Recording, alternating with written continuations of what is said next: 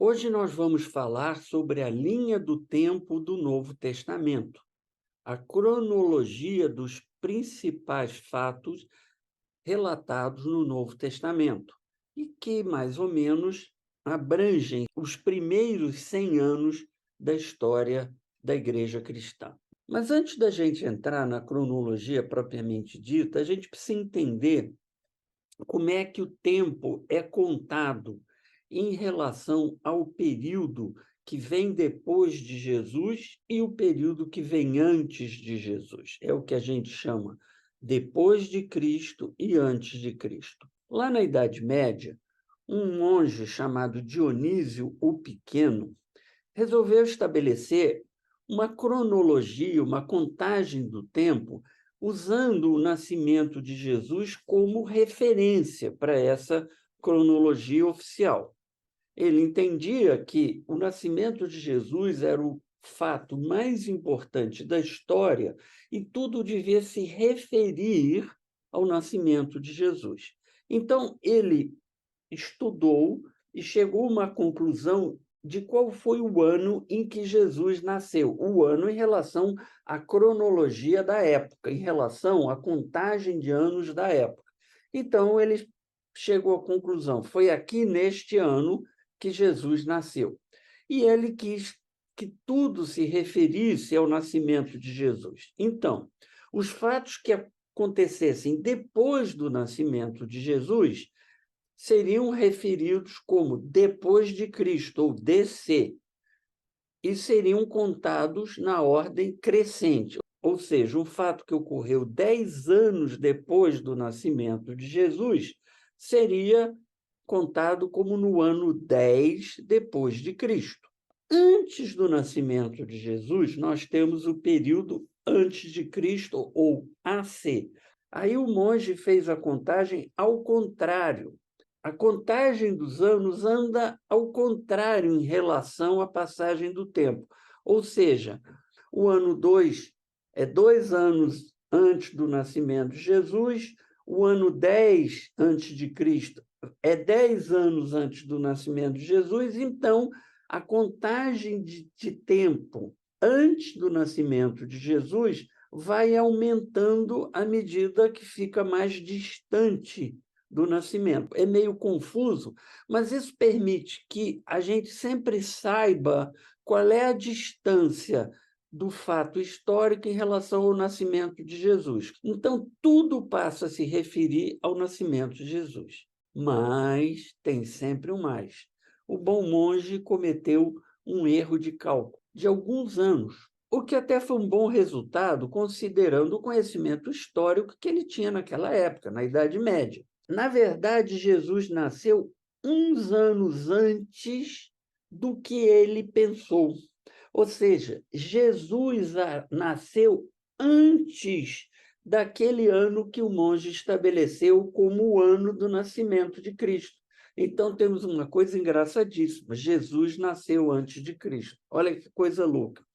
Nós achamos hoje, os estudos históricos, que Jesus nasceu no ano 5 ao ano 7 antes de Cristo. Paciência, é assim que ficou, é assim que é. E como a gente sabe que o monge cometeu esse erro? Simples. O rei Herodes morreu no ano 4 antes de Cristo. Isso é fácil de estabelecer pelos registros históricos do Império Romano. Como o rei Herodes morreu no ano 4 antes de Cristo e o rei Herodes tentou matar Jesus quando bebê, naquele episódio que ele mandou matar todas as crianças recém-nascidas lá de Belém, Jesus tem que ter nascido antes da morte de Herodes. Então, Jesus precisou ter nascido no ano 5 ou mesmo até o ano 7 antes de Cristo. Então, se sabe que o monge cometeu um erro de 5 a 7 anos na contagem que ele fez. Outra coisa que a gente precisa saber antes de olhar para essas datas é que os registros históricos que temos não são precisos. Isso tudo aconteceu 2000 anos antes dos dias de hoje. E havia poucos registros escritos, muita coisa se perdeu. Então, a gente sabe dos fatos, da cronologia, como as coisas aconteceram, mas a gente não tem exatamente certeza em que ano cada coisa aconteceu. Há uma margem de erro. Isso é normal, isso acontece com todos os estudos de história dessa época.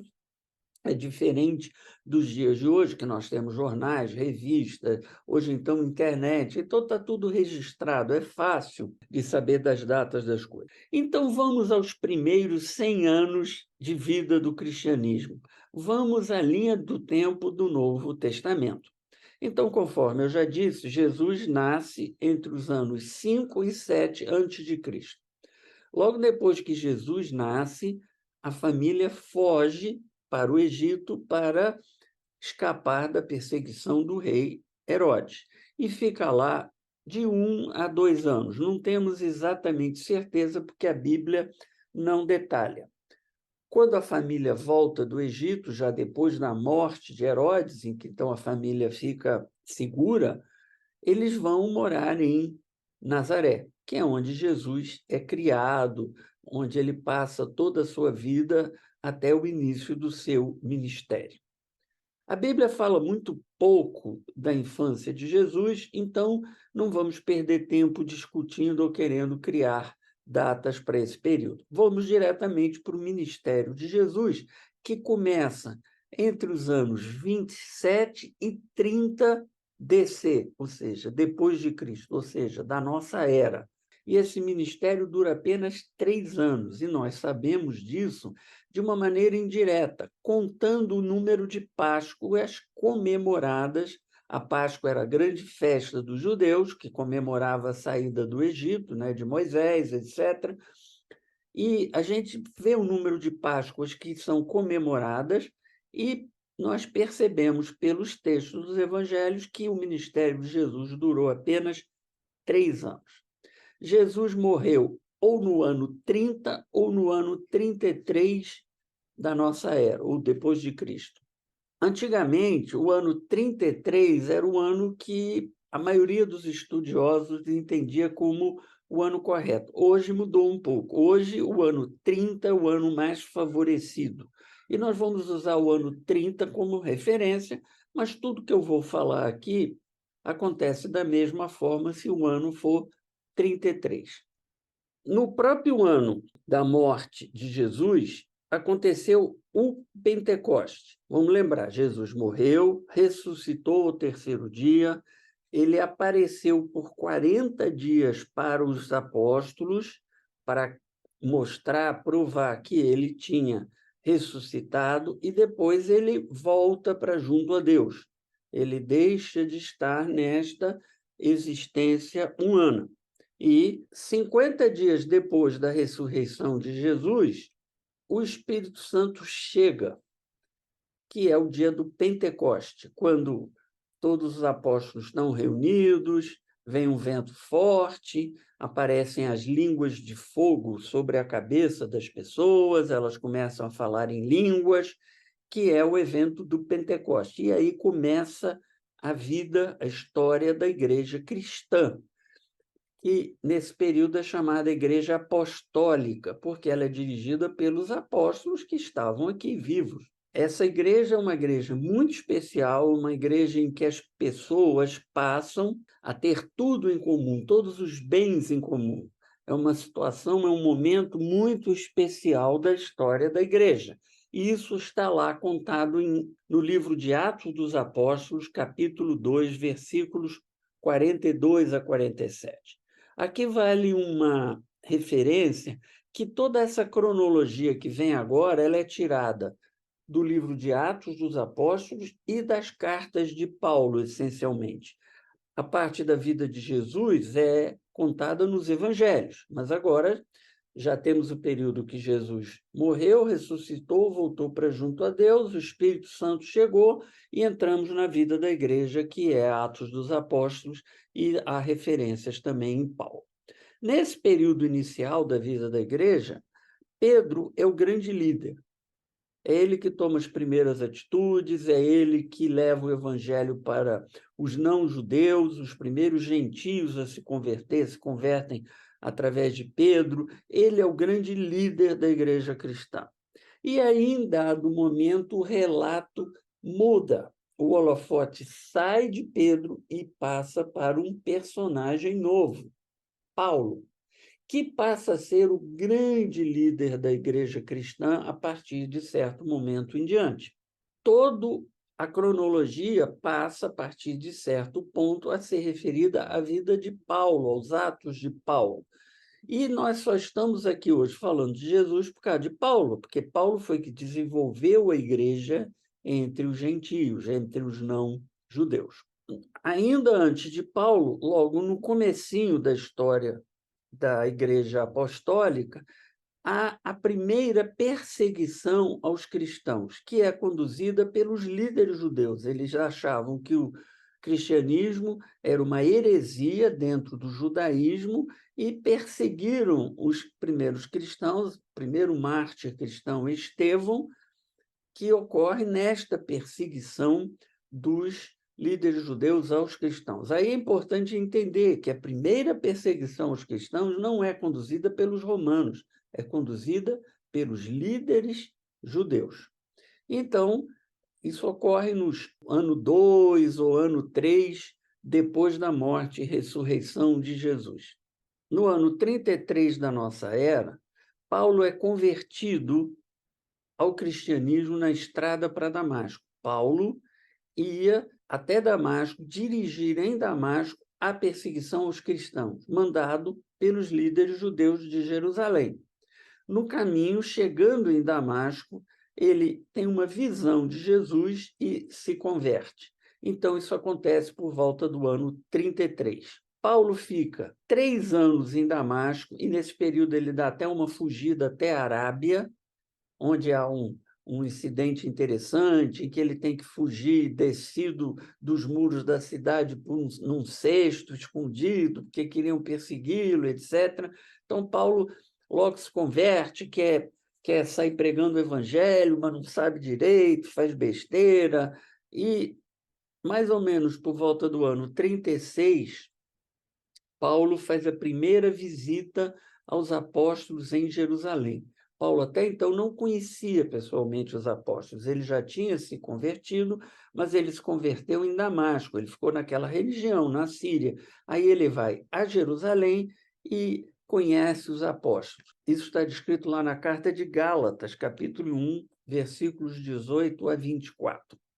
Depois que Paulo volta de Jerusalém, ele sai de Jerusalém meio confuso, ele chegou muito impetuoso, a coisa no começo de Paulo foi meio atrapalhado.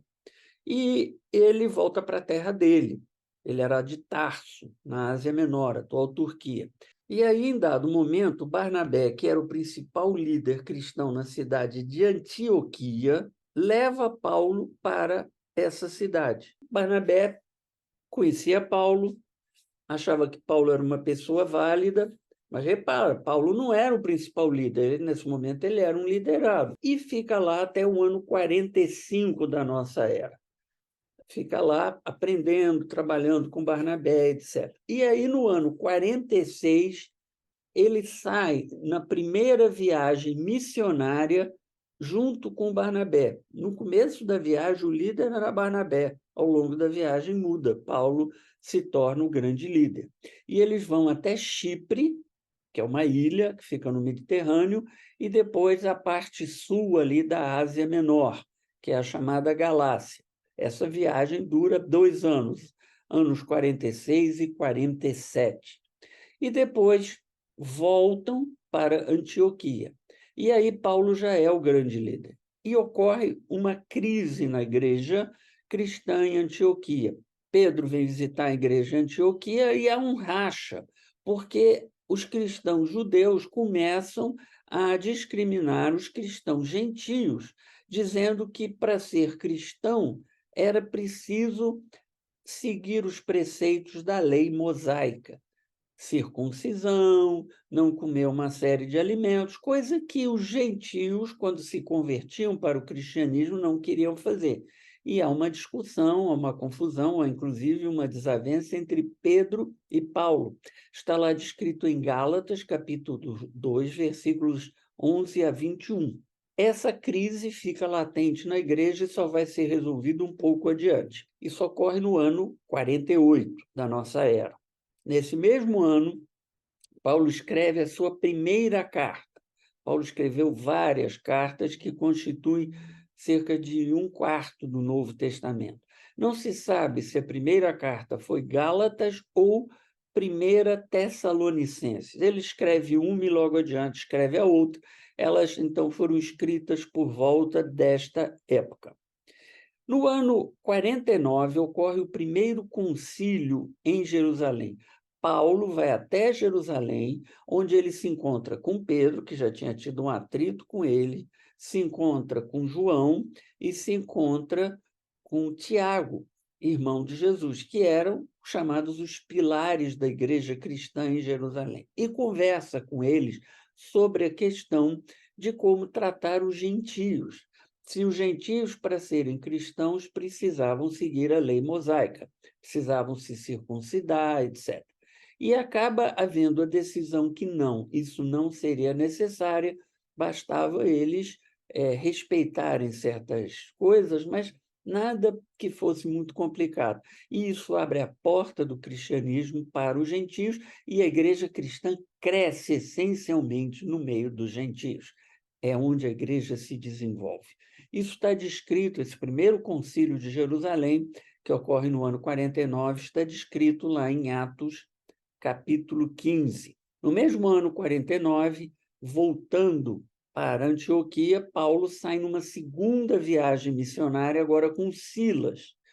Ele não mais vai com Barnabé, porque ele tem uma desavença com Barnabé por causa de um sobrinho de Barnabé que tinha abandonado a primeira viagem, lá toda uma história que não vem ao caso detalhar aqui.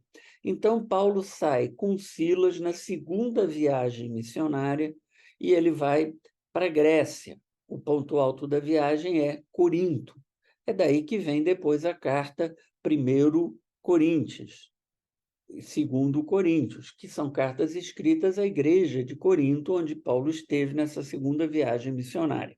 Então, entre os anos 49 e 52, dá-se a segunda viagem missionária.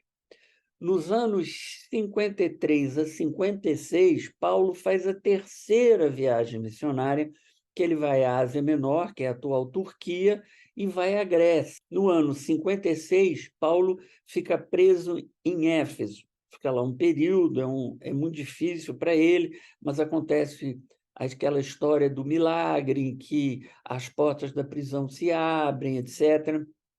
É uma história muito interessante que está contada lá em Atos. Isso ocorre no ano 56. No ano 57, Paulo é libertado e volta a Jerusalém. E é preso novamente. Agora por outro motivo, mas a história era sempre a mesma. Os judeus não queriam que Paulo pregasse o evangelho e o prendem novamente. Agora ele fica preso por 2 anos, entre os anos 57 a 59. Primeiro ele fica preso em Jerusalém, e depois os judeus tentam matá-lo em Jerusalém, e aí os romanos, porque quem prende Paulo são os romanos. O governador romano da Judéia leva Paulo para Cesareia, que era onde o governador vivia, ele não vivia em Jerusalém. Os governadores romanos sempre viviam nessa cidade, em Cesareia, desde lá de Pôncio Pilatos, na época de Jesus.